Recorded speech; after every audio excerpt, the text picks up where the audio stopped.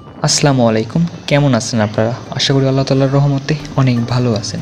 তো আজকের ভিডিওটি বিশেষ করে খামারের ভিডিও বা অন্যান্য কোনো বিষয়ে ভিডিও না। তো ভিডিওটা আজকে একদম ভিন্ন রকম, কেননা আজকে আমরা যাচ্ছি একটা মাজারে, আমাদের পাশের গ্রামে আর কি। তো মাজারের আমি ঠিকানাটা বলে দিচ্ছি। এটা হচ্ছে রাজশাহী বিভাগ, নওগাঁ জেলা, ধামরাট থানা, মাই সন্তোষ। এখানে আমরা যাচ্ছি।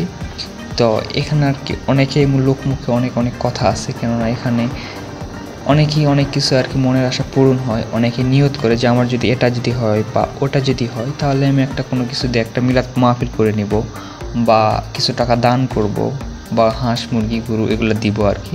এরকমভাবে মানুষ অনেক নিয়ত করে এবং আল্লাহর রহমতে অনেক কিছু আর কি পূর্ণও হয় আর কি।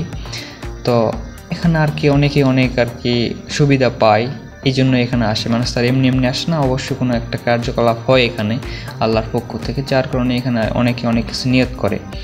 আর এখানে মনে করেন যে মেন যেটা কাহিনী হচ্ছে, এটা হচ্ছে কেউ যদি মনে করেন একটা নিয়ত করে, তাহলে সে যদি পোলাও যদি রান্না করে, তাহলে তার যাদেরকে প্রয়োজন তাদেরকে দাওয়াত দিল, বাকি কিছু পোলা এখানে দিয়ে গেল জমা, এতটুকু এরকমভাবে এখানে চলে। বাকিরা সব কিছু তাদের পরিবার নিয়ে খাচ্ছে, আর এখানে কিছু যেগুলো দিল এখান থেকে আবার কিছু মানুষদের বাটে দেওয়া হচ্ছে, এমনটা। তো এটা হচ্ছে আসলে মেন যেটা মাজার, এটাই হচ্ছে সেই মাজারটা। দুইটা এখানে মাজার আছে। তো এখানে মহিলাদের জন্য আলাদা এবং ছেলেদের জন্য আলাদা আছে।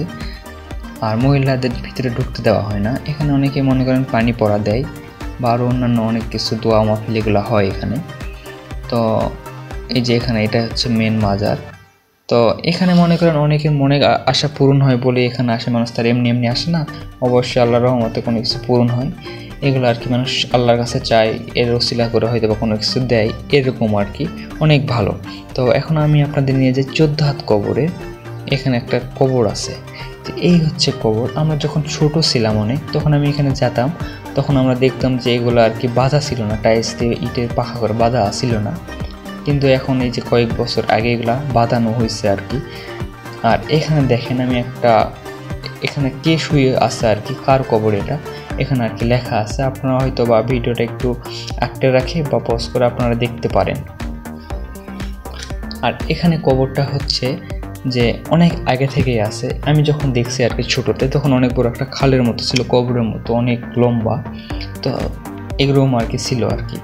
আর এখানে আরেকটা দেখার বিষয় জিনিস আছে, সেটা হচ্ছে মনে করেন পাশে একটা নগরী আছে, যেটা হচ্ছে শুধুমাত্র এই যে মনে করেন পাথরের, এখানে ইটের কোনো ইয়ে নাই আর কি, সব কিছু পাথরের। আবার মনে করেন দেওয়াল তুলছে, দেওয়ালও পাথরের, এবং থম্বার মতো যেগুলো দিছে আর কি, এগুলো পাথরের, সব কিছু এখানে পাথরের। তো পাথরের এখানে নিয়ে যাবো আপনাদের।